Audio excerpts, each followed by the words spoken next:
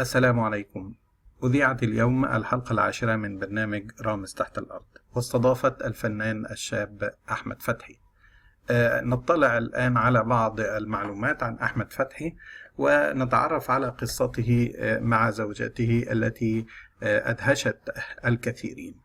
أولا نطلع على صفحة الفيسبوك، الصفحة الرسمية لأحمد فتحي، ونطلع الصور الموجودة بها.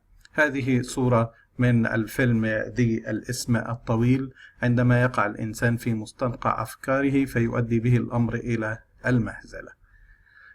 من مسلسل كابتن أنوش.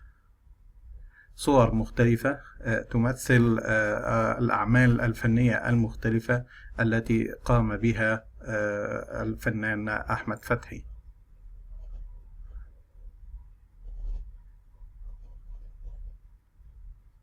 كما نشاهد له أدوار مختلفة، كما نشاهد بعض الصور ومنها الصور المرسومة.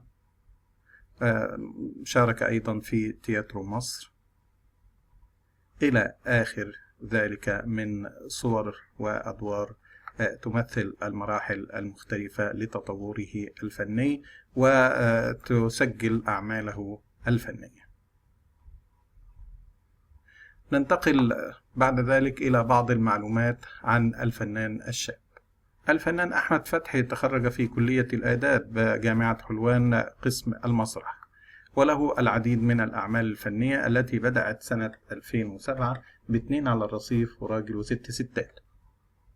2008 كلمة حق وعزبة آدم وفوقش ومكانو والسلطان الحائر.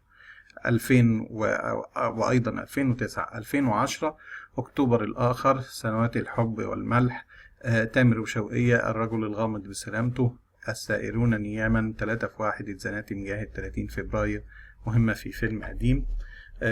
دي 2012 بنات العم، سمير أبو النيل. 2013 الرجل العناب وبدون ذكر أسماء. وفي 2014 مثل دوره الشهير بعزق، والذي كان فاتحة خير عليه في مسلسل الكبير قوي مع أحمد مكي. 2014 حالة مزنوقة، وناشط في حركة عيال، وحلاوة روح، والدساس، والحرب العالمية الثالثة.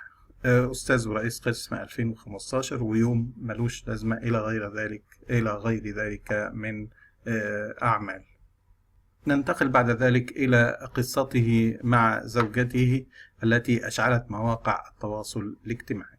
تصدرت حلقة الفنان أحمد فتحي وزوجته نسرين مع الإعلامية منى الشاذلي في برنامج معكم حديث السوشيال ميديا، بعد أن نشرت صفحة البرنامج قصتهما كاملة من خلال الفيديوهات والصور والقصة المكتوبة، والتي أظهرت الزوجة الأصيلة التي وقفت بجوار زوجها في أصعب أيام حياته، برغم أنها لم ترزق بأولاد منه حتى الآن.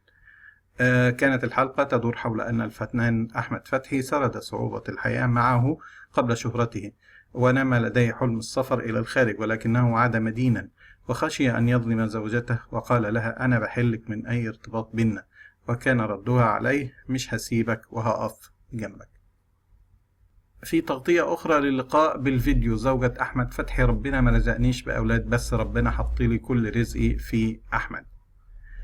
تحدث الفنان أحمد فتحي خلال استضافته ببرنامج معكم مع الإعلامية منى الشاذلي على شاشة CBC عن حبه لزوجته، قائلا إنه يريد أن يسعد زوجته ويجلب لها كل الأشياء التي تريدها.